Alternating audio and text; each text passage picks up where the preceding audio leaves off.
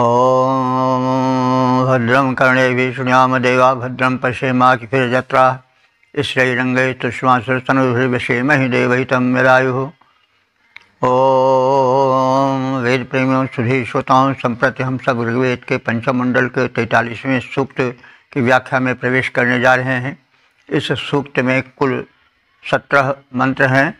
मंत्र दृष्टा ऋषि अत्रिभौम देवता विषय देवा। छंद त्रिष्टुप है, केवल 16वां छंद एक पदा विराट नाम के छंद में निबद्ध है। इस सूक्त के प्रथम मंत्र का शीर्षक है 7 बड़ी नदियों की स्तुति। अब संबंधित मंत्र का सर्वप्रथम सत्स्वर पाठ हो जाए।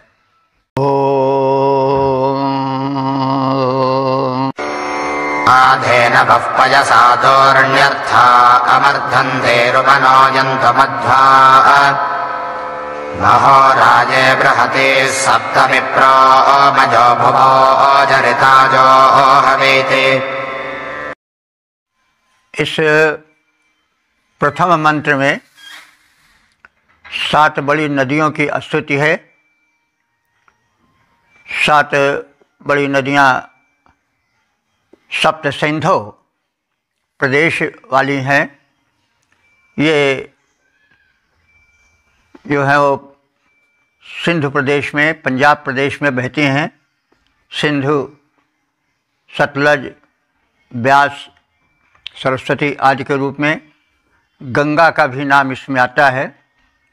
तो यह सप्त सिंधु प्रदेश तक ही आर्यों का प्रसार हो चुका था, इससे यह सूचना मिलती है। तो इन 7 बड़ी नदियों की स्तुति है। नदियाँ प्रारंभिक सभ्यता के विकास में बड़ी सहायिका थीं। नदियों के द्वारा सिंचन कार्य होता था, पिपासा बुझती थी, स्नान होता था, यज्ञ आदि आसानी से हो जाते थे और व्यापार भी नदियों के माध्यम से उस समय होता था, नाव के माध्यम से मुख्य माध्यम ही था। इसलिए नदियों के प्रति उनके उपकार को देखकर ऋषि उनकी प्रार्थनाएं करता है। हमारी सभ्यता संस्कृति वह है जो कि सबके सामने नतमस्तक रहती है, क्योंकि वास्तव में एक ही परमात्मा की अभिव्यक्ति है संपूर्ण। नदियाँ जो हैं वो परमात्मा की कृपाधारा हैं, प्रवाहित हो रही हैं। तो उनमें भी एक जीवन है, उनमें भी एक शक्ति है, उनमें भी एक प्राण है और उनके प्रति कृतज्ञ होना आवश्यक है। तो नदियाँ उनमें पूज्य भावना रखना यह बड़ा आवश्यक है। आज हम नदियों के प्रति पूज्य भावना नहीं रखते, इसलिए नदियों में प्रदूषण बहुत अधिक हो गया है, इसको हम सभी जानते हैं। यदि वैदिक भावना से हम नदियों की उपासना करते, उनके प्रति मातृत्व भाव रखते, तो हम संभवतः इस त्रुटि से, इस दोष से बच जाते। तो ऋषि दूरदर्शी है, उसने यह समझ लिया था कि हो सकता है कि मानव में यह कमी कभी आवे, तो इसलिए नदियों की स्तुति की गई। और वैसे हमारी सनातन सभ्यता जल चेतन में जीव जग सब जितना है, सिया राम मैं जान बंदों सबके पद कमल सदा जोर जुग पानी। जल चेतन जे जीव जग सबको सिया राम मैं जान बंदों सबके पद कमल सदा जोर जुग पानी। सिया राम मैं सब जग जानी करूँ प्रणाम जोर जुग पानी। तो यह हमारी भारतीयता है, यह हमारे उदात्त चिंतन का फल है, जहाँ के कोई पराया नहीं रह जाता। जल चेतन सब में एक ही तत्व देखा जाता है और यही जो है वो सच्चा दर्शन है। यदि यह दर्शन हम अपना लें तो तमाम संघर्ष और तमाम अनर्थों से हम बच सकते हैं, हमारी सभ्यता बच सकती है। तो यह सप्त सिंधु प्रदेश बड़े महत्व का प्रदेश है। दुर्भाग्य है कि यह प्रदेश आज हम सबका दुर्भाग्य है कि आज यह प्रदेश सप्त सिंधु वाला पाकिस्तान में है। इसी सप्त सिंधु प्रदेश में हमारे वेद उपनिषदों की रचना हुई थी। ये भूमि वह भूमि है जहाँ कभी वेद मंत्रोच्चार होता था। तो अब ये तो समय की क्रीड़ा है, बहरहाल एक पश्चाताप तो होता ही है। तो अब 7 बड़ी नदियों की स्तुति के रूप में इस मंत्र के शब्दार्थ भावार्थ से परिचय प्राप्त करें। ये जो धेनुआ, धेनु कहते हैं दुधार गाय को, लेकिन यहाँ धेनुआ आया है दुधार गाय की तरह उपयोगी नदियाँ, क्योंकि गाय भी पेय प्रदान करती है और नदियाँ भी पेय प्रदान करती हैं। पेय का अर्थ दूध भी होता है, पेय का अर्थ जल भी होता है। तो धेनुआ, ये धेनु रूपी नदियाँ मध्वा पैसा मधुर जल से परिपूरित रहती हैं और मधुर जल से, पेय माने दुग्ध भी होता है, जल भी होता है। तो मधुर जल से पर्याप्त मात्रा में परिपूरित होने के कारण ये तूर्ण अर्याह बड़ी द्रुत गति से प्रवाहित होती हैं। अमरधंती, और ये हमारी हिंसा न करती हुई, न उपायंतु, हमारे निकट प्रवाहित रहें। तो नदियाँ हिंसा न करें। जैसे बाढ़ आ गई तो बाढ़ में सब कुछ बह जाता है, तो वहाँ हिंसा हो गई, वहाँ उजड़ जाता है वो प्रदेश, उस प्रदेश के प्राणी कष्ट में पड़ जाते हैं। तो नदियों में भी जीवन है। अब प्रार्थना की जा रही उस सूक्ष्म शक्ति से कि वो हो जो इन नदियों में व्याप्त है, तो वो हमें अमरधंती ही मने हिंसित न करे, बाढ़ आदि के द्वारा हमें कष्टित न करे, न उपायंतु, और हमारे समीप आए। प्रारंभिक सभ्यताएं नदी के किनारे ही विकसित हुई हैं, चाहे सप्त सिंधु में सिंध की सभ्यता हो, सिंधु घाटी की सभ्यता हो, अथवा नील नदी में मिस्र की सभ्यता हो, बेबोलियन सभ्यता हो, दजला फरात के किनारे। तो प्रारंभिक सभ्यताएं नदियों के किनारे ही विकसित हुई थीं। तो अब इसलिए इन नदियों के प्रति कृतज्ञता ज्ञापन ऋषि ने अपना कर्तव्य समझा। तो ये 7 नदियां हैं जिनके विषय में कहा जा चुका है। अब ऋषि अनुरोध कर रहा है ज्ञानी स्तुतिकर्ताओं से कि विप्रा जरिता, हे विप्र उपासकों। जरिता कहते हैं स्तुति करने वाले को, विप्र कहते हैं ज्ञानी को। देखिए, विप्र शब्द किसी जाति से संबंधित नहीं है ऋग्वेद में। विप्र का अर्थ हुआ विशिष्ट रूपेण प्रजानाति विप्रा, जो तत्वज्ञानी हो। सृष्टि क्या है, सृष्टि के पीछे कौन शक्ति है, क्या देवत्व है, क्या दानवत्व है, आदि के विषय में जो विशेष रूप से ज्ञान रखता हो, वह विप्र है। तो जरिता माने स्तुति करता। तो जो ज्ञानी स्तुति करता है वह वे महाहराए, महत धन ऐश्वर्य की प्राप्ति के लिए मयो हुआ माने सुख प्रदायिका, बृहति माने बड़ी, सप्त सिंधुन 7 नदियों को जो हुई थी स्तुति करें।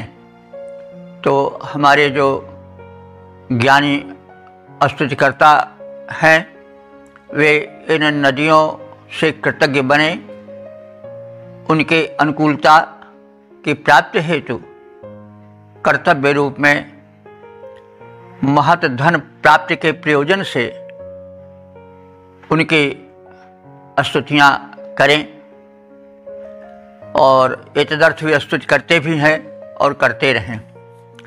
तो अब यहाँ 7 बड़ी नदियों में सिंध प्रदेश की पंजाब में जो बहने वाली सिंधु आदि हैं वे सब, और जो गंगा तक का भाष्यकारों ने इन सप्त नदियों में जोड़ा है।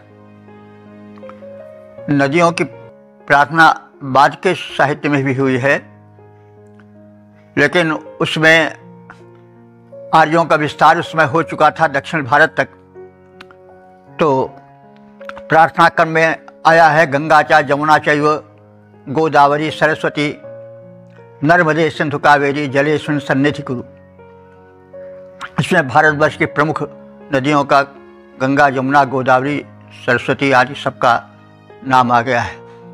तो नदियों की प्रार्थना हमारी प्राचीन पद्धति है और वो वैदिक युग से चली आ रही है।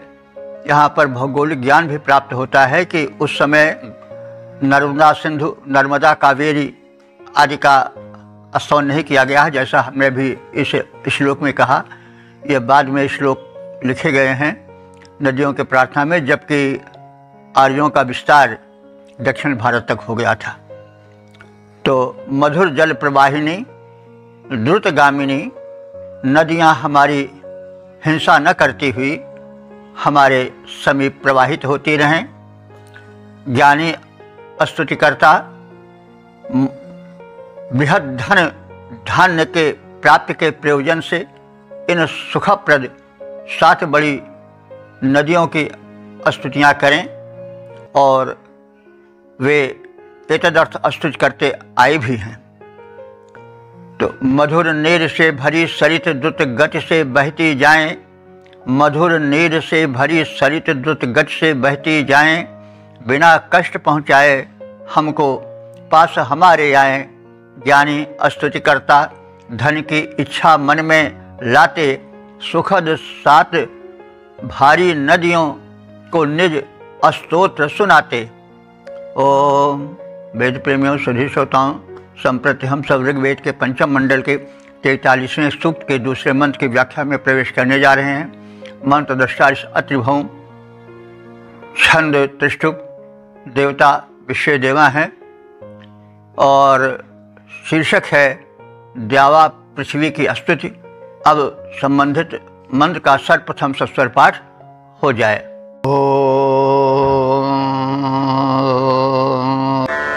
आसुष्टुते नमसा वर्तयद्धेत्या वाजाय पृथिवी अमृध्वे पिता माता मधुमता स्वहस्ता भरे भरे नो यशसा वविष्टाम्। इस दूसरे मंत्र में द्यावा पृथ्वी की स्तुति है।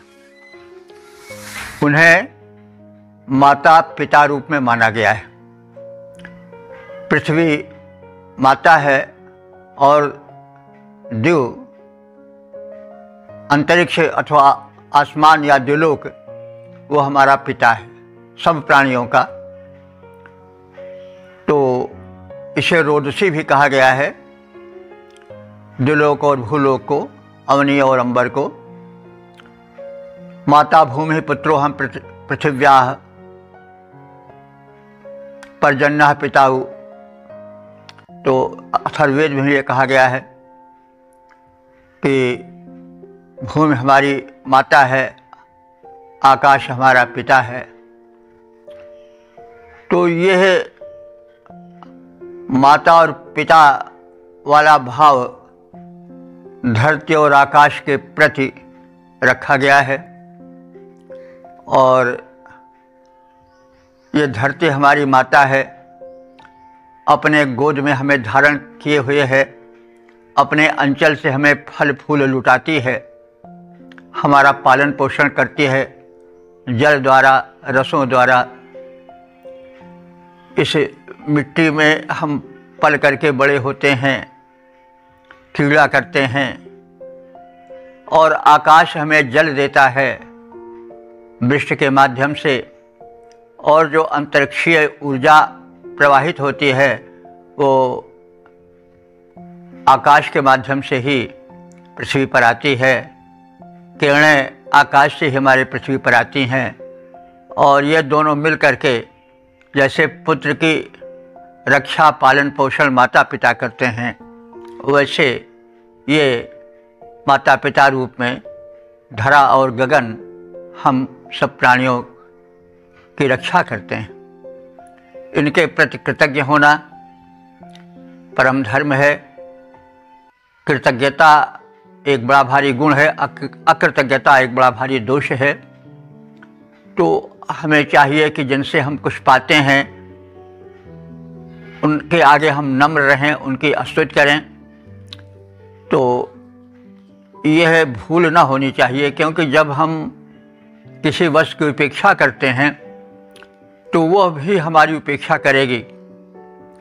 यह सिद्धांत है कि प्रत्येक वस्तु अपना बदला लेती है, जड़ हो या चेतन हो। अगर हम उल्टा सीधा पहनेंगे, खाएंगे, अपने संबंधित घर का या वस्तुओं की देखभाल संभाल नहीं करेंगे तो वे भी हमें नुकसान पहुंचाएंगे, हमारी बेइज्जती भरी सभा में करेंगे। तो यह सृष्टि का सिद्धांत है। और कितना अच्छा होता कि हम इस वैदिक भावना से उत्प्रेरित रहते और हम अपने पूरे पर्यावरण को, पूरे वातावरण को, अपने से संबंधित प्रत्येक वस्तु की देख रेख अच्छी तरह से करते, उनमें देवत्व का अनुभावन करते, तो कितना अच्छा हो जाता। व्यवहार रूप में भी हमसे कहीं न कहीं भूलें हो रही हैं और उसका हमें फल भी मिलता है कि हम उन वस्तुओं को जो तत्काल हमें कुछ नहीं कहती हैं उनको हम उपेक्षित कर देते हैं, हालांकि उनसे वे भी बदला लेती हैं। तो इस प्रकार से द्यावा पृथ्वी के प्रति कृतज्ञता ज्ञापित करते हुए ऋषि उनकी स्तुति कर रहा है और उनके प्रति हव्यार्पण का विधान कर रहा है। उसी अर्थ में हम अब शब्दार्थ में, उसी संदर्भ में प्रवेश करें तो हे मनुष्यों, हे उपासकों, वाजाय, वाज शब्द का चतुर्थी है वाजाय। वाज कहते हैं अन्न को, वाज कहते हैं शक्ति को। तो वाजाय माने अन्न प्राप्ति के लिए अथवा शक्ति प्राप्ति के लिए सुस्तुति हम सब उपासक द्यावा पृथ्वी की माता पिता के रूप में स्तुति करें। नमस्कार द्वारा, प्रणाम द्वारा उन्हें समादृत करें, सत्कृत करें। अमृद्धे, ये हमारे लिए हिंसा न करने वाली बने, हमें किसी प्रकार से कष्ट न पहुंचावें। द्यावा पृथ्वी, ये द्युलोक और भूलोक, अवनी और अंबर, आवर्त यध्यय, हम सबकी कल्याण कामना से युक्त होकर के हमारी ओर आएं, इनका हम सब आवाहन करते हैं। और मधुवाचा सुहस्ता, मधुवचा माने मधुर वाणी और सुहस्ता माने उत्तम हस्तों वाली। ये विशेषण है द्यावा पृथ्वी का कि ये दोनों माता पिता रूप में जो धरा गगन हैं, ये अपने मधुर वचनों से और सुहस्ता माने सुंदर हाथों से, इनके हाथ उत्तम हैं इसलिए कि हम सबको दान देते हैं। तो दाने न पाणिर न कंकणे, दान देने से, परोपकार करने से ही हाथों की शोभा होती है, कंगन पहनने से नहीं। तो ये इसीलिए सुहस्त हैं, सुंदर हाथों वाले हैं, क्योंकि ये हमको दान देते हैं, उदारता से हमें प्रकाश देते हैं, हमें वृष्टि देते हैं, हमें तरह तरह की सुविधाएं देते हैं। और आकाश तत्व बड़े महत्व का तत्व है। आकाश तत्व हमारे शरीर में भी है, जहाँ स्थान खाली रहता है वहाँ आकाश तत्व रहता है। नस नाड़ियों में जब आकाश तत्व समाप्त होने लगता है तो रक्त संचार में बाधा होती है। जब नस नाड़ियाँ सिकुड़ने लगती हैं अवस्था के कारण, अथवा गलत आहार के अभाव में अथवा व्यायाम के अभाव में जब रक्त संचार बाधित होता है तो जब प्रवाह धीमा पड़ेगा तो जो मल होगा वो नाली में जमता जाएगा और रक्त जब मोटा हो जाता है गलत आहार विहार के कारण तो वो हमारी नस नाड़ियों की नाली में जम जाता है और आकाश तत्व खिंच जाता है, बाधित हो जाता है। इसीलिए जो है वो ब्लड प्रेशर वगैरह होते हैं। तो ये सब ध्यान रखना चाहिए, हमें विस्तार से किसी चीज़ को देखना चाहिए। ये जो आकाश तत्व है वो हमारे शरीर में भी है, पंच तत्वों में एक तत्व यह भी है जैसे हमारे शरीर का निर्माण होता है। पृथ्वी से तो हमारा सब कुछ होता है, कहा जाता है ये तो काया मिट्टी की है, मिट्टी में मिल जाएगी। तो पृथ्वी तत्व का शरीर में सर्वाधिक प्रवेश होता है और यह हमको पालन पोषण देते हैं। तो और ये जो है वो मधुर वचन बोलते हैं, यानी हमसे कभी कट व्यवहार नहीं करते हैं और सुहस्ता ये उत्तम हाथ वाले हैं क्योंकि ये हमको दान देते हैं, जीवन दान देते हैं, तरह तरह के सुख प्रदान करते हैं। तो इसलिए ये उत्तम हाथ वाले हैं। मानवीकरण हो रहा है तो जब काव्य होता है या वर्णन होता है तो मानवीकरण अपने आप आ जाता है, आज भी आता है, पहले भी आता था, आगे भी आता रहेगा। तो उत्तम हाथों वाले हैं ये और ये यश से युक्त हैं। कौन? धरा और गगन, द्यावा और पृथ्वी, क्योंकि ये शुभ कर्म करते हैं। शुभ कर्म करने से, महत् कर्म करने से ही यश मिलता है, ऐसे भिक्षा मांगने से यश नहीं मिलता है। तो ये द्यावा पृथ्वी अपने शुभ कर्मों के कारण, परोपकार के कारण यश से युक्त हैं। पिता माता, यह हम सब प्राणियों के लिए पिता और माता के समान हैं, हमारा पालन पोषण, हमारी देख रेख सुरक्षा करते हैं और इनसे प्रार्थना है कि भरे भरे, भर कहते हैं युद्ध को, और भरे भरे माने प्रत्येक युद्ध में ये दोनों न अभिष्ठाम हमारी रक्षा करें, अव से अविष्ट बना है, हमारी रक्षक बने। तो ये द्यावा पृथ्वी भरे भरे माने प्रत्येक युद्ध में।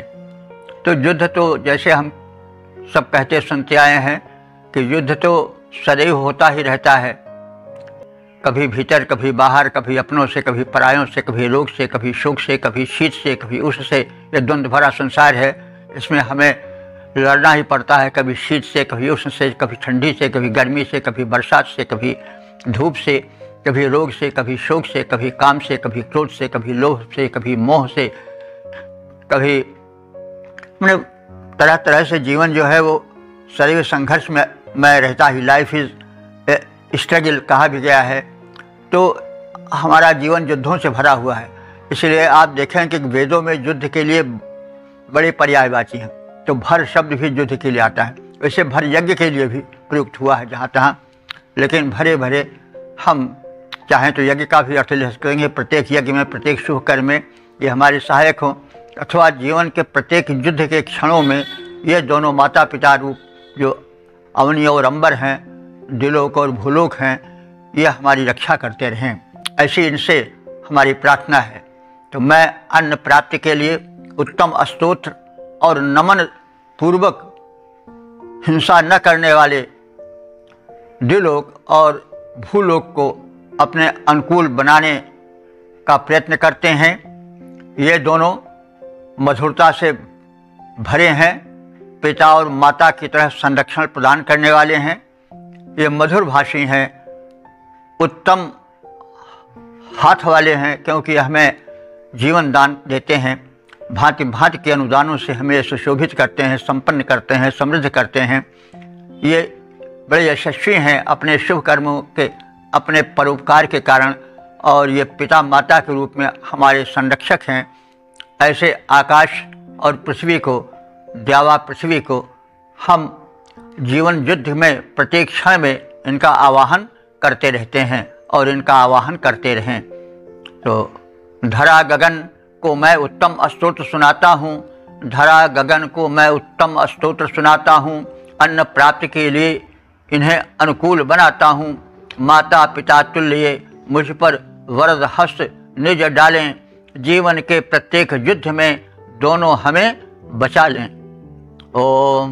वेद प्रेमियों सुधीर श्रोताओं, संप्रति हम सब ऋग्वेद के पंचम मंडल के 43वें सूक्त के तीसरे मंत्र की व्याख्या में प्रवेश करने जा रहे हैं। मंत्र दृष्टा अतिभौम, छंद त्रिष्टुप और देवता विषय देवा है। शीर्षक है वायु देवता की स्तुति। अब संबंधित मंत्र का सर्वप्रथम सस्वर पाठ हो जाए।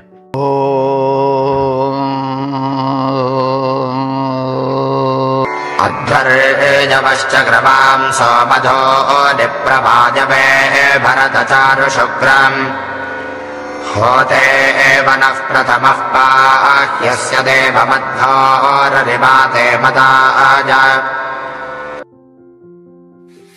इस तीसरे मंत्र में वायु देवता की स्तुति है। वायु हमारे जीवन है और ये हमें सांसें प्रदान करते हैं, भांति भांति से हमारी रक्षा करते हैं। तो जो अध्वर्यु हैं, अध्वर्यु माने यज्ञ पूरा कराने वाले, यज्ञ कृत्य संपादन करने वाले पुरोधा को अध्वर्यु कहा जाता है। अध्वर से ही अध्वर्यु बना है। अध्वर कहते हैं हिंसा रहित यज्ञ को, और अध्वर्यु माने जो हिंसा रहित यज्ञ करावे वही अध्वर्यु है। तो यज्ञ कृत्य को संपादन करने वाले अध्वर्युओं से निवेदन है कि वे वायु देवता को सोमरस अर्पित करें। सोमरस के विषय में अधिक कहने की आवश्यकता नहीं है। यह एक सुमधुर पेय है, सरस सात्विक शक्तिप्रद पेय है, साथ ही साथ वैश्विक ऊर्जा का भी प्रतीक है। जो संसार में ऊर्जा है उसका मूल स्रोत यह सोमरस है। तो इसलिए सोमरस को एक पेय के साथ ही साथ वैश्विक ऊर्जा से भी जोड़ करके देखना चाहिए। और ऊर्जा से ही शरीर रूपी रथ चलता है, ऊर्जा से ही सब कुछ होता है, और उस ऊर्जा का स्रोत जो है वो सोम है। तो इन सब दृष्टिकोणों से हम देखेंगे तो वेदार्थ की गंभीरता और उसकी उपयोगिता सहज रूप से हमारे समक्ष आती रहेगी। तो अध्वर्यवा हे यज्ञ संपादक पुरोहितो मधुनि चक्रवांशः। मधुनि माने मधुर सोमरस को चक्रवांशः तैयार करते हुए चारु शुक्रम, चारु माने सुंदर, शुक्र माने तेजस्वी। शुक्र के विषय में कहा गया है, हम लोग शुक्र शब्द को सुनते हैं तो शुक्र ग्रह याद आ जाता है, शुक्राचार्य याद आ जाते हैं, लेकिन शुक्र का मूल अर्थ है तेजस्वी। शुक्र जो तारा है वो भी बड़ा तेजस्वी है, इसलिए उसको शुक्र कहा जाता है।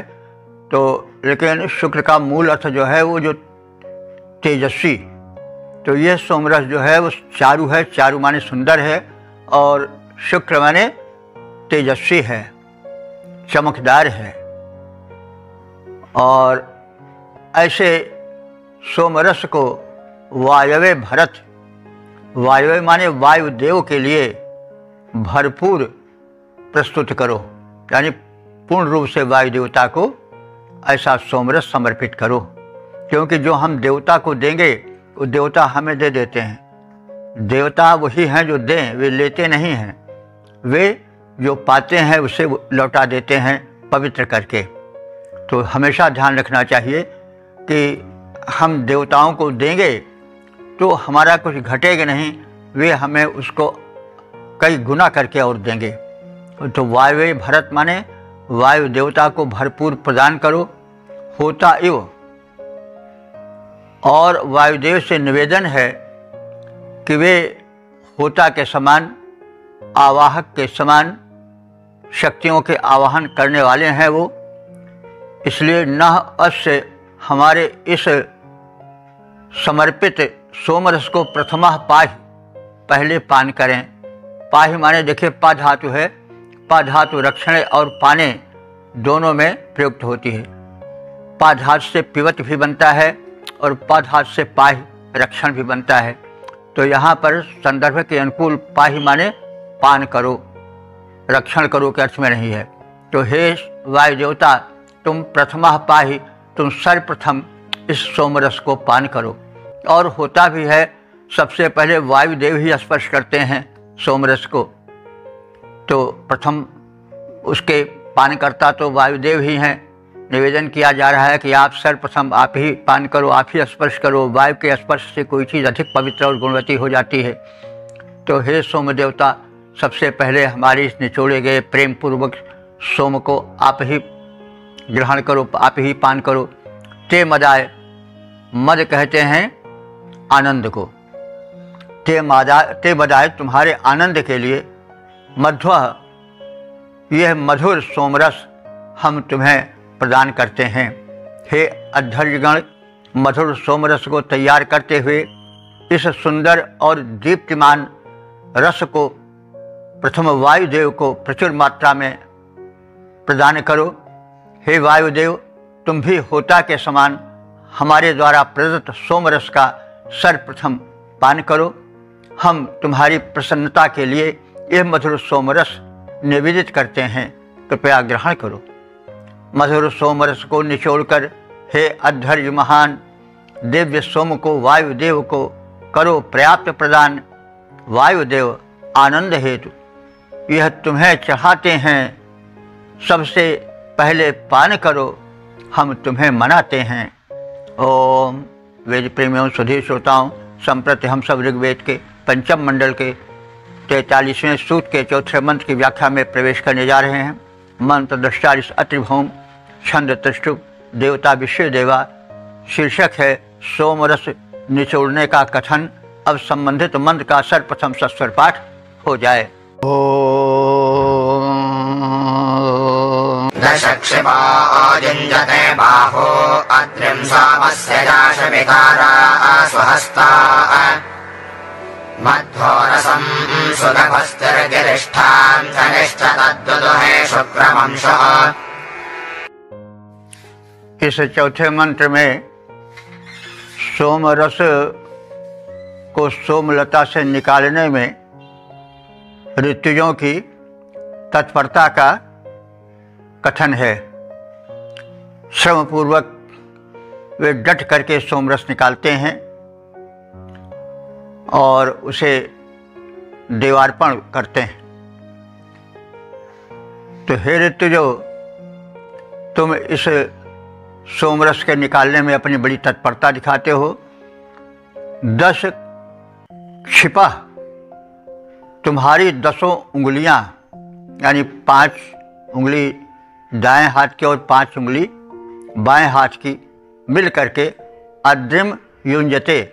अद्रि वैसे पहाड़ को कहते हैं, लेकिन अद्रि ऋग्वेद में प्रायः पत्थर के लिए आया है। तो यहाँ पर पत्थर से तात्पर्य हुआ कि सोमरस को कूट कर निकालने वाला पत्थर, सिलबट्टे की तरह उसको हम समझ सकते हैं कि हे ऋतुजो, तुम बड़ी तत्परता दिखाते हो सोमरस निचोड़ने में, और तुम्हारी 10 क्षिपा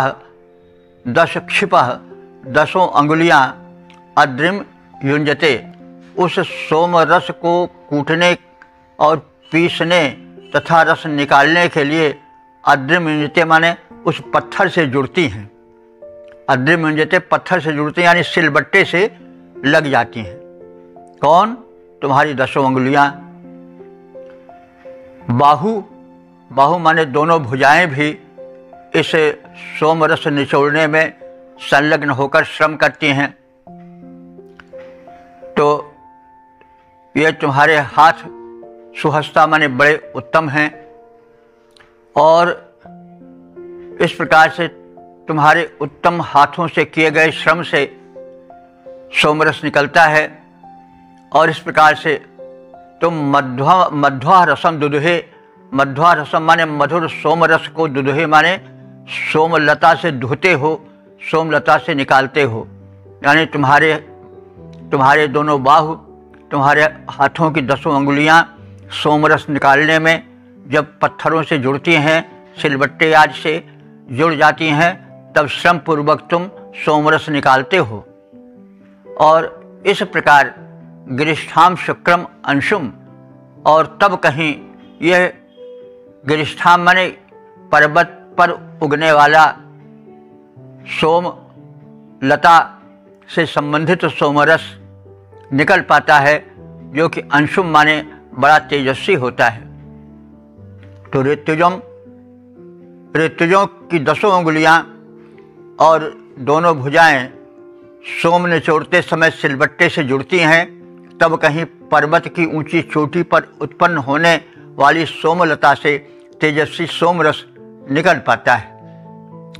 तो 10 उंगलियां उभय हस्त जब सिलबट्टे से जुड़ जाते हैं, सोमलता के पीछे जाने पर रस सोम निकल पाते हैं।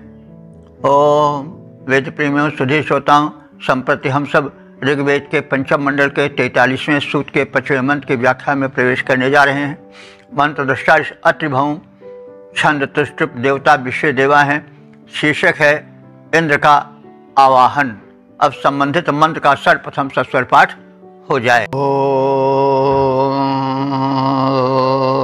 असाविते दुदुषाणाजसो भक्रत्वे दक्षाज बृहते मदाज हरिरथे सुधुराजोगे अर्वागिन्द्र प्रिया कृणहि होजमानः। इस 5वें मंत्र में इंद्र का सोमपानार्थ आवाहन है और यह कथन है कि सोमपान से इंद्र में बल का, उत्साह का संचार होता है, जिससे वे राक्षसों का, दुष्टों का, दैत्यों का, वृत्तासुरादि का संहार कर देते हैं। तो इस प्रकार से सोम जो है वो वैश्विक ऊर्जा का प्रतीक है। स्वाभाविक है कि किसी चीज़ को खाने पीने से ही शक्ति का संचार होता है। अब उदाहरण के लिए हम चाहें तो कह सकते हैं, अगर हम ईंधन न डालें, चाहे वो किसी प्रकार का ईंधन हो, तो कोई गाड़ी कैसे चलेगी? उसमें प्रबल शक्ति है, लेकिन फिर भी उसको किसी न किसी प्रकार के ईंधन की आवश्यकता होती है। तो दिव्य शक्तियाँ भी चाहती हैं कि उनको ईंधन मिले। तो उनका ईंधन क्या है? निवेदन, प्रार्थना। हम प्रार्थना करेंगे तो उनमें शक्ति जगेगी, क्योंकि प्रार्थना परम आवश्यक है। प्रार्थना न करने पर पात्र भी अपने प्राप्ति से वंचित रह जाता है। हम एप्लीकेशन लगाते हैं तभी तो हमें मिलने की भूमिका बनती है। हम लाख पात्र हों, लेकिन यदि प्रार्थना ना करें, स्तुति ना करें, एप्लीकेशन ना डालें, तो कैसे हमको कोई चीज़ मिलेगी? तो वही बात है, इंद्र से प्रार्थना की जाती है। उन्हें उनकी शक्ति को जागृत करने वाले सोमरस को प्रस्तुत किया जाता है। सोमरस ऊर्जा का प्रतीक है। प्रार्थना में भी वो सोमरस भरा है, जिससे सौम्यता व जिससे ऊर्जा का संचार हो, वो सब सोमरस ही है।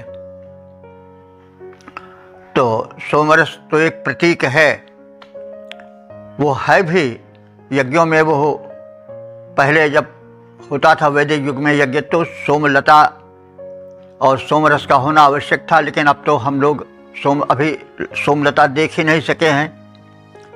तो लेकिन इसका मतलब ये नहीं कि कोई यज्ञ का कार्य, कोई शुभ काम हो ही नहीं। तो जो एक प्रतीक वाला अर्थ है, यानी प्रार्थना भी सोम का अर्थ शक्ति का संचार कर सकती है, सोम के अर्थ में प्रयुक्त हो सकती है। हम जो कुछ भी समर्पित करते हैं फिर प्रेम पूर्वक, वो सब सोम रस बन जाता है। तो इसलिए हमें शब्द के व्यापकता की ओर ध्यान देना चाहिए। तो इंद्र से, जो कि सर्वोच्च सत्ता है, विश्व के संचालन करने की, उसके संरक्षण की जो प्रमुख शक्ति है इंद्र, उससे प्रार्थना किया जा रहा है, उससे प्रार्थना की जा रही है कि हे इंद्र, जुजुषाणाय, तुम सोमपान के इच्छुक हो, इसलिए ते कृतवे, तुम श्रेष्ठ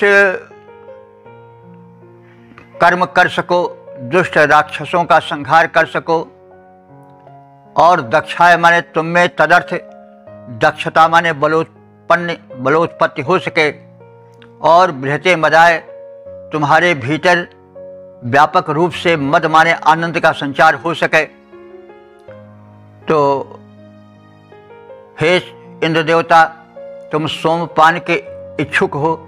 तुम्हारी इस इच्छा की पूर्ति के लिए और दुष्ट दल संहारण में वृत्रासुर जैसे दानवों के समाप्त करने में, उनके दलन में तुम्हारे पराक्रम को जगाने के लिए और इस सोमपान से तुम्हें महान आनंद और उत्साह की उत्पत्ति हो, इसके लिए सोमः असावी, हम सोमरस निचोड़कर प्रस्तुत करते हैं। इंद्र, हे इंद्र, हूयमानः, तुम हमारे द्वारा आहूत किए जा रहे हो, यज्ञ रूपी शुभकर्म में बुलाए जा रहे हो। हमारे जीवन यज्ञ को धन्य बनाने के लिए पधारो। रथे, अपने रथ में सुधुरा, उसके सुंदर धुर प्रदेश में जुए आदि में जुड़ जाने के लिए, योगे माने आसानी से जुड़ जाने के लिए, जो तुम्हारे प्रिया हरि दोनों प्रिय घोड़े सदैव उद्यत रहते हैं, उन घोड़ों को अपने रथ में जोड़ करके आरवाक कृणु हमारे सामने हमारे यज्ञ में आने की कृपा करो। तो हे इंद्र, सोमपान के इच्छुक तुम्हारे पराक्रम के वृद्धि के लिए, दुष्ट दानवों के संहार के लिए, तुम्हारे पराक्रम को जगाने के लिए, तुम में महान आनंद को बढ़ाने के लिए हम तुम्हारे आराधक सोमरस निचोड़ते हैं। हमारे बुलाए जाने पर अपने उत्तम रथ में अपने उत्तम प्रिय घोड़ों को जोतकर हमारे यज्ञस्थल की ओर पधारो। एतदर्थ आपसे प्रार्थना है। तो सोमरस तो एक निवेदन भी है, प्रार्थना भी है, सात्विकता से भरा हुआ एक निवेदन भी है, और वही निवेदन सोमरस है। तो बल विक्रम नैपुण्य बढ़े, आनंद अपार तुम्हें आए। हे सोमपान इच्छुक सुरेंद्र, तुम में दृढ़ पौरुष लहराए। हम सोम निचोड़े खड़े हुए, रथ में उत्तम घोड़े जोड़ो। इस यज्ञ भूमि की ओर हमारे आने को निज रथ मोड़ो। ओम वेद प्रेमियों सुधीर श्रोताओं, संप्रति हम सब ऋग्वेद के पंचम मंडल के 43वें सूक्त के 6ठे मंत्र की व्याख्या में प्रवेश करने जा रहे हैं। मंत्र दृष्टा अत्रिभौम देवता विश्व देवा छंद त्रिष्टुप है।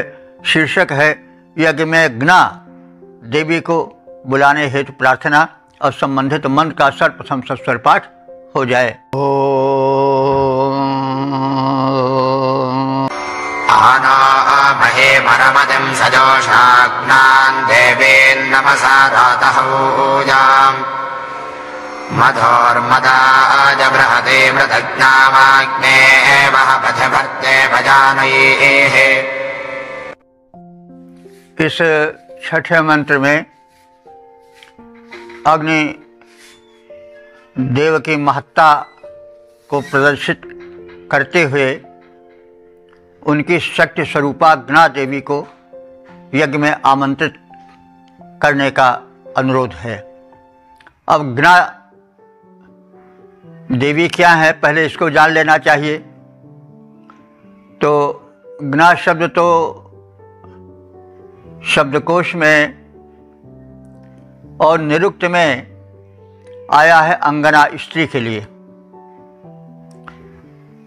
किंतु यहाँ पर ज्ञा शब्द जो है वो अग्नि से संबंधित है, इसलिए अग्नि की सूक्ष्म शक्ति से इसको जोड़ना चाहिए।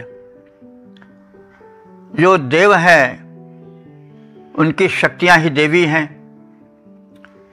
जैसे रुद्र से रुद्राणी, विष्णु से वैष्णवी, ब्रह्मा से ब्रह्माणी, तो इंद्र से इंद्राणी, तो ये सब देवताओं की शक्तियां हैं। तो शक्ति से ही शक्तिमान बनते हैं। शक्ति ना रह जाए तो शक्तिमान नहीं हो सकता है। हालांकि दोनों जुड़े हुए हैं, शक्ति और शक्तिमान अलग नहीं हो सकते हैं। अलग हो जाने पर फिर शक्ति बिना रूप के हो जाएगी और शक्तिमान शक्ति से भिन्न होकर के शिव जो है वो शव हो जाएगा। तब तो जो किसी दिव्य शक्ति के भीतर जो एक क्षमता होती है, ऊर्जा होती है, वही उसकी पत्नी है, वही उसकी शक्ति है। तो ऐसी कल्पना है, जो शाक्ति उपासना है वो यही है। लोगों ने सोचा होगा कि भाई विष्णु है, लेकिन विष्णु में कोई शक्ति है इसीलिए तो विष्णु विष्णु हैं। रुद्र हैं, रुद्र में कोई शक्ति है इसीलिए वो रुद्र हैं। तो अब इसी आधार पर शक्ति की एक अलग कल्पना कर दी गई, एक अलग स्थापना कर दी गई।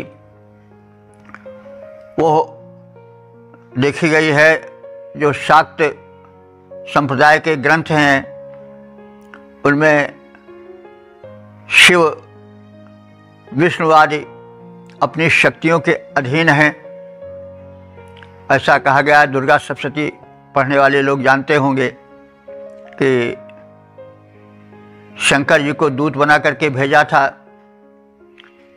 दैत्य को सावधान करने के लिए, इसलिए उनका नाम शिवदूती पड़ गया, देवी का नाम। तो अब ये एक विचारणा है, जब संपूर्ण शक्तियाँ देव में दिखाई गई तो अब शक्ति और शक्तिमान में विचार किया गया। शक्ति और शक्तिमान जब दो शब्द बन जाते हैं तो अब उस पर विचारणा होती है कि शक्ति है तो तभी शक्तिमान है, तो शक्ति अलग स्थापना हो जाती है तो वही शाक्त संप्रदाय बन जाता है। तो कहीं कहीं तो शक्ति की ही प्रधानता है। प्रायः पूर्वी भारत में, आसाम में और कलकत्ता में तो शक्ति ही की विशिष्ट पूजा है, देश में भी है। तो ये शक्ति और शक्तिमान एक ही हैं और शक्ति के बिना शक्तिमान इससे नहीं रह सकता है। तो अब ये एक विचारणा है, एक अवधारणा है, वैसे सब एक हैं। शक्ति और शक्तिमान अलग नहीं हैं, लेकिन मानव स्वभाव है कि वह किसी वस्तु को बड़ी सूक्ष्मता से देखता है और अलग अलग अपनी अभिव्यक्ति करता है, क्योंकि परम तत्व तो वैसा है कि उसको ठीक से कोई समझ नहीं पाता है। जितना समझता है उतनी वो अभिव्यक्ति देता है। और इसी कारण से एकम सद विप्रा बहुधा वदंती कहा गया है।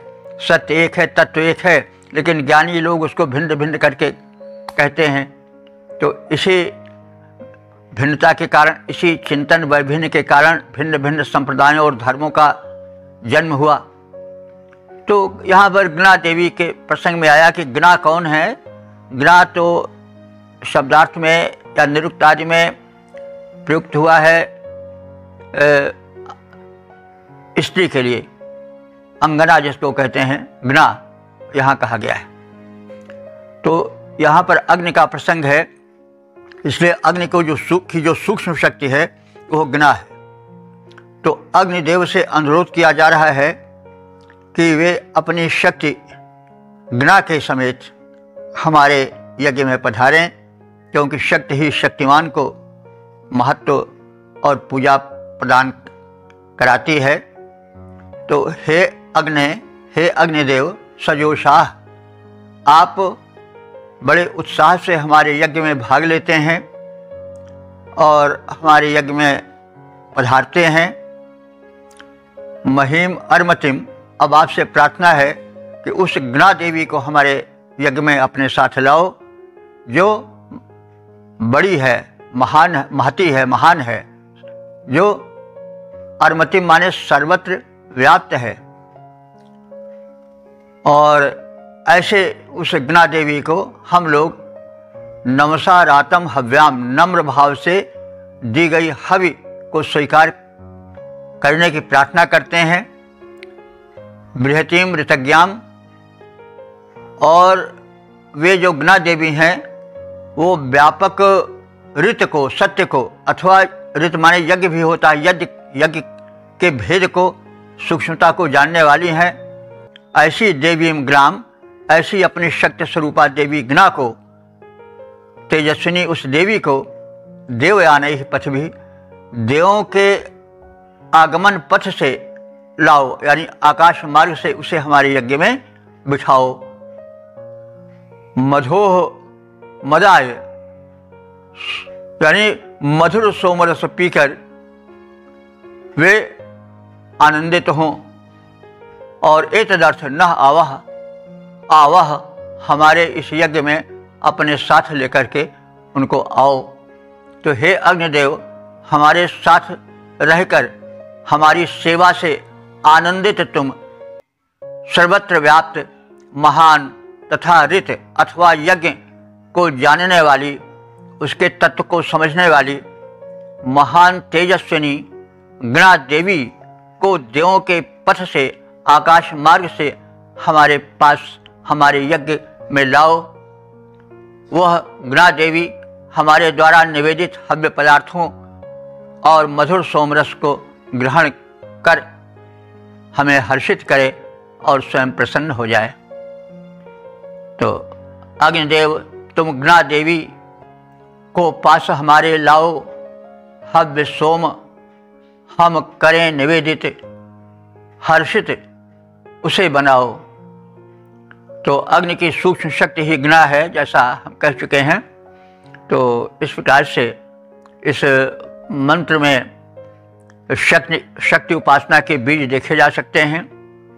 अग्नि ऊर्जा के प्रतीक हैं या ऊर्जा स्वरूप हैं, लेकिन वो जो ऊर्जा है वही उनकी पत्नी है, वही उनकी शक्ति है। तो अग्नि के साथ उसकी शक्ति का भी होना आवश्यक है। तो ये सूक्ष्म भेद से समझाया गया है कि अग्नि आवे, देव आवे, उनके साथ उनकी जो शक्ति है वो भी आवे, क्योंकि शक्ति ही से शक्तिमान महान होता है। तो अग्निदेव, तुम गणा देवी के पास, गणा देवी को पास हमारे लाओ, हव्य सोमरस करें निवेदित, हर्षित उसे बनाओ। ओम वेद प्रेमियों, सुधी श्रोताओं, संप्रति हम सब ऋग्वेद के पंचम मंडल के 43वें सूक्त के 7वें मंत्र की व्याख्या में प्रवेश करने जा रहे हैं। मंत्र दशारिश अतिभौम, छंद त्रिष्टुप, देवता विश्व देवा हैं। शीर्षक है यज्ञ वेदी की शोभा। अब संबंधित मंत्र का सर्वप्रथम सस्वर पाठ हो जाए। अंजन्तिजं प्रथयन्तो न विप्राः भपावन्तन्नाग्निनाथपन्तः पितुर्न पुत्र उपसिप्रेष्ठ आधर्मो अग्निमृतयन्न सादे। इस 7वें मंत्र में यज्ञ कुंड की और उसमें प्रज्वलित अग्नि की और उसमें प्रक्षिप्त हव्य सामग्री की प्रार्थना की गई है। जैसा हम सब कहते सुनते आए हैं कि हमारे यहाँ कोई भी वस्तु निरर्थक नहीं मानी जाती, जड़ नहीं मानी जाती है। जो उपयोगी है वह किसी शक्ति से उपयोगी है, और उसमें कोई शक्ति है, कोई विशेषता है, तभी उपयोगी है। इसलिए हम उसको जड़ समझ करके उपेक्षित न करें, हम उसे चेतन समझें और सम्मान दें। इस सम्मान से वह संबंधित वस्तु प्राणवती हो जाएगी और हमें वैसे ही सुख देगी जैसे कोई प्राणवान सुख देता है। तो यज्ञ वेदी में अग्नि प्रज्वलित होते हैं, उनमें हव्यान पड़ता है, वे प्रदीप्त होते हैं, और इस प्रदीप्त की और इस शोभा की छटा इसमें देखी गई है। अब विश्व देवा में सब आ जाते हैं तो विश्व देवा के अंतर्गत सब, उसमें सब जितने जल चेतन पदार्थ हैं सब में देवत्व देखा गया है और सबको सम्मानित करने की बात कही गई है। जैसा हम कहते आए हैं कि वास्तव में कोई वस्तु जड़ नहीं है, सब में कोई न कोई विशेषता है जिससे वो चेतन है, और प्रत्येक जड़ वस्तु भी जिसको हम जड़ समझते हैं वो भी चेतन की तरह हमें बदला देती है। यदि हम उसकी देख रेख, उसकी प्रार्थना करते हैं, सुरक्षा करते हैं तो हमें अच्छा फल देती है। यदि हम उसकी उपेक्षा करते हैं तो हमारी उपेक्षा करते हैं, हमारा भी कुछ न कुछ नुकसान करती है किसी न किसी रूप में। तो अब इस प्रकार से इस सूक्त में यज्ञ में प्रज्वलित अग्नि की शोभा का और प्रदीप्त अग्नि से युक्त यज्ञ कुंड की शोभा का कथन है।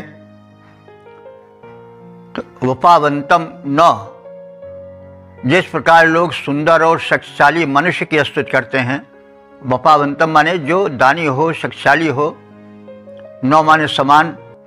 तो जैसे लोग शक्तिशाली राजा आदि के या किसी व्यक्ति विशेष की समाराधना करते हैं, उसको कुछ उपहार में प्रस्तुत करते हैं, स्तुति विनय करते हैं, तो उसी प्रकार से विप्राह जो ज्ञानी मनुष्य हैं वो प्रथयंता उस यज्ञाग्नि और यज्ञ कुंड को हव्य आदि से विस्तृत करते हुए, प्रदीप्त करते हुए उसकी प्रार्थना करते हैं। यानी जैसे किसी विशिष्ट व्यक्ति, राजा महाराजा या पूज्य को लोग प्रार्थना पूर्वक कुछ प्रदान करके प्रसन्न करने की चेष्टा करते हैं, वैसे हम लोग भी मिल करके यज्ञवेदी में प्रज्वलित अग्नि और उसमें आहुति डाली जाने विषयक शोभा का गुणगान करते हैं और उसकी प्रशंसा करते हैं। यज्ञवेदी में जो है वो प्रस्तुति रूप में, उपहार रूप में हम आराधक गण उसे आहुति प्रदान करते हैं, हव्यान्न देते हैं और प्रसन्न करने की चेष्टा करते हैं। उसके लिए उपमा दी गई है, दृष्टांत दिया गया है कि जैसे किसी बड़े आदमी की, किसी पूज्य की हम उसको कुछ भेंट देते हैं, स्तुति करते हैं, वैसे ही हम यज्ञ कुंड में प्रज्वलित अग्नि को आहुति प्रदान करके उसकी उपासना करते हैं। और यम माने जिसकी, अंजंति माने हम स्तुति करते हैं, वो यज्ञ कुंड घर्मः माने जब प्रज्वलित होकर के तप्त हो जाता है, तब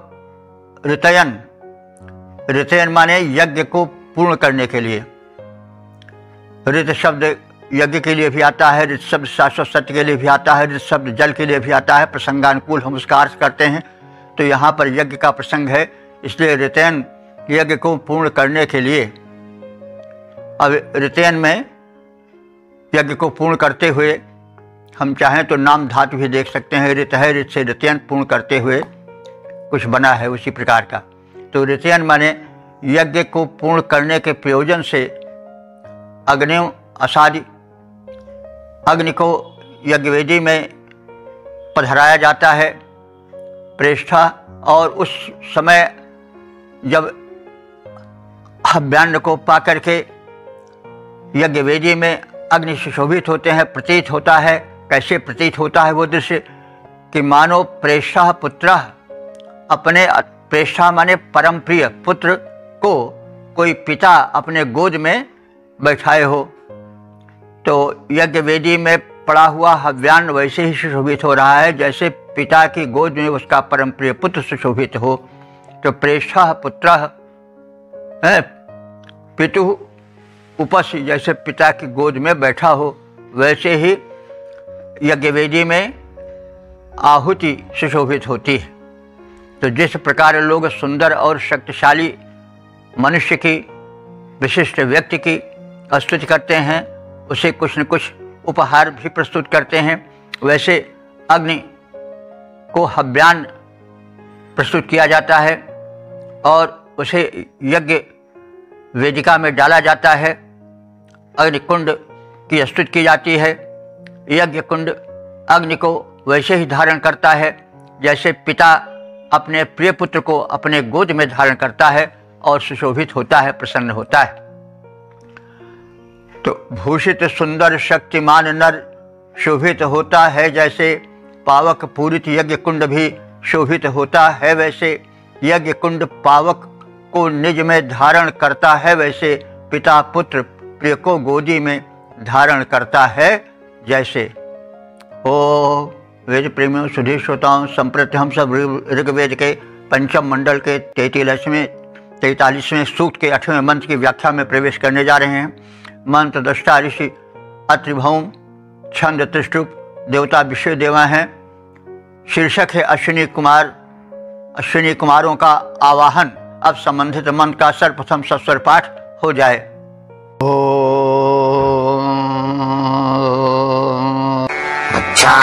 भये बृहते शन्तमागेर्द्योतो नगन्वश्विनाहुमध्ये भयो भवा सरथानादमर्वाग्गन्धन् विधिं दुरमाणिर्ननाभिम्। इस 8वें मंत्र में अश्विनी कुमारों की प्रार्थना है और यज्ञ में उनके आगमन की आवश्यकता का कथन है। तो अश्विनी कुमार कौन है, उनकी अवधारणा से परिचित होना परम आवश्यक है। अश्विनी कुमार देव वैद्य के रूप में प्रसिद्ध हैं, जो कि प्रकृति में स्वास्थ्य विभाग के नियामक हैं और देव सर्वत्र रहते हैं। शरीर में भी उनकी व्याप्ति है। आज समाजी व्याख्याकारों ने अश्विनी कुमारों को नासिका के द्वार में प्रवाहित होने वाले प्राण अपान वायु के रूप में चित्रित किया है और जासु घ्राण अश्विनी कुमारा ऐसा कहा भी गया है मानस में भी। तो घ्राण में अश्विनी कुमारों का निवास रहता है। घ्राण माने नासिका में। तो नासिका में 2 छिद्र होते हैं, वाम छिद्र और दक्षिण छिद्र। तो वाम छिद्र जो है वो चंद्र स्वर है, शीतलता वाहक है, और दक्षिण स्वर जो है वो सूर्य तत्व यानी उष्ण तत्व का वाहक है। तो चंद्र और सूर्य भी इन्हें कहा गया है। तो शरीर जब समतापी रहता है तब स्वस्थ रहता है।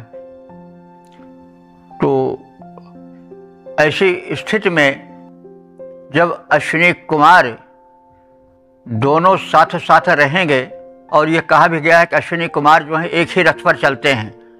तो जब एक ही रथ पर चलते हैं तो जब हम उनको मान लें कि वे जो नासिका के 2 छिद्रों से आने जाने वाले प्राण और अपान रूप में अथवा चंद्र स्वर और सूर्य रूप में हैं, तो शरीर का रथ तो एक ही है, तो उसमें वे साथ साथ चलते हैं। तो इस प्रकार से हम इन सब तथ्यों को ध्यान में रख करके वेदार्थ में प्रवेश करेंगे तो उसको समझने में सरलता होगी। इसमें प्राणायाम की भी महत्ता का कथन है और चंद्र स्वर और सूर्य स्वर जो प्राण अपान के द्योतक हैं, जब इनमें समता रहती है, तालमेल रहता है, तब स्वास्थ्य ठीक रहता है और तभी योग की सिद्धि भी होती है। तो अश्विना माने दोनों अश्विनी कुमार। अश्विनी कुमार 2 हैं, वे एक ही रथ पर चलते हैं। अश्विना द्विवचन है भी, अश्विनी का द्विवचन अश्विना है वैदिक व्याकरण के हिसाब से। तो अश्विना वध्यई, हम अश्विनी कुमारों को आमंत्रित करने के लिए मही बृहति शंतमा गौ, हम प्रशंसनीय, महती माने विस्तृत और प्रशंसनीय, शंतमा माने शांतिप्रद, गौ माने स्तुति वाणी से। गौ माने गाय भी होता है, गौ माने वाणी भी होता है। तो यहाँ पर प्रसंगानुकूल गौ माने वचन। तो हम मही बृहति शंतमा गौ, प्रशंसनीय प्रशस्त सुखद प्रार्थना वाणी द्वारा इतः न दूतः न, इतः माने यहाँ पर इस अपने यज्ञ में या जीवन यज्ञ में दूतः न दूत के समान अच्छ गंतु आवें और हमारे जीवन में सुख स्वास्थ्य लावें, इसलिए उनकी प्रार्थना करते हैं। गंतुम धुरम नाभिम आड़ी न, देखिए न माने जब वो संज्ञा के बाद में होता है तो समानार्थक कर देता है, पहले होता है तो नकारात्मक कर देता है, निषेध कर देता है।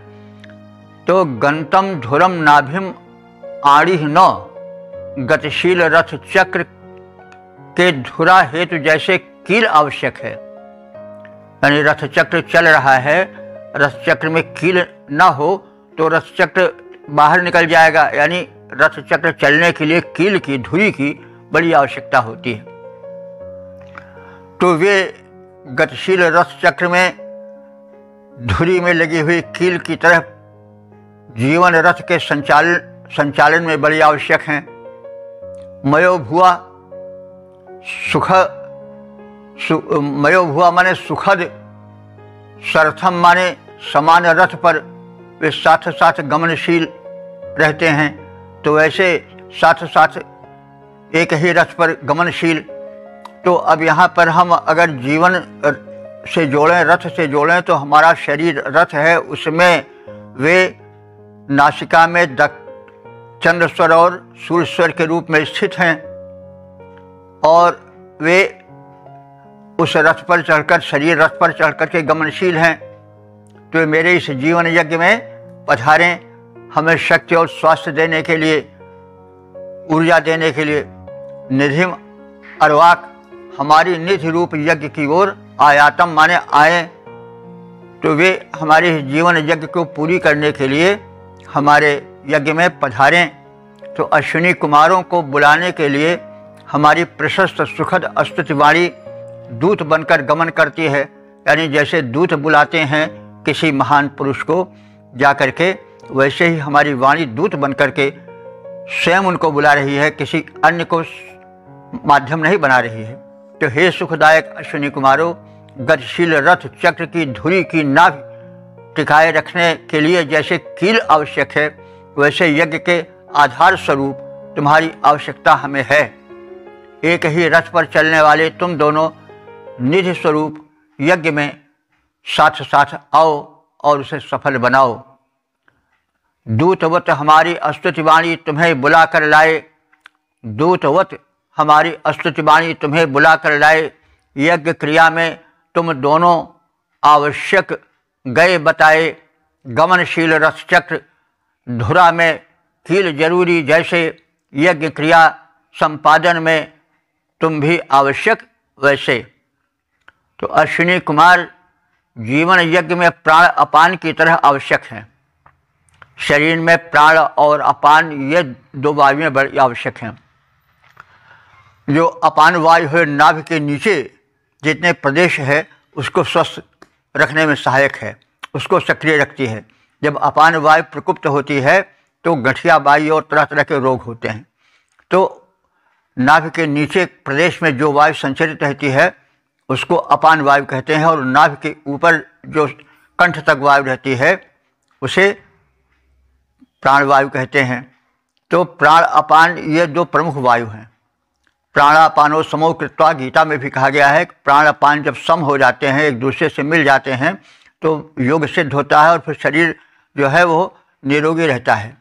प्रायः वायु का प्रकोप जो है वो हमारे दिल से लेकर के कंठ के नीचे ही और पैर तक प्रभावित करता है, और वायु से पेट में, यानी कंठ के नीचे वाला भाग जो है फेफड़ा है, दिल है, और आते हैं उदर है, और जो है एब्डोमेन जहाँ पर भोजन एकत्र होता है वो प्रदेश है, और जो हमारे जंघा और हमारी गांठें हैं, हमारे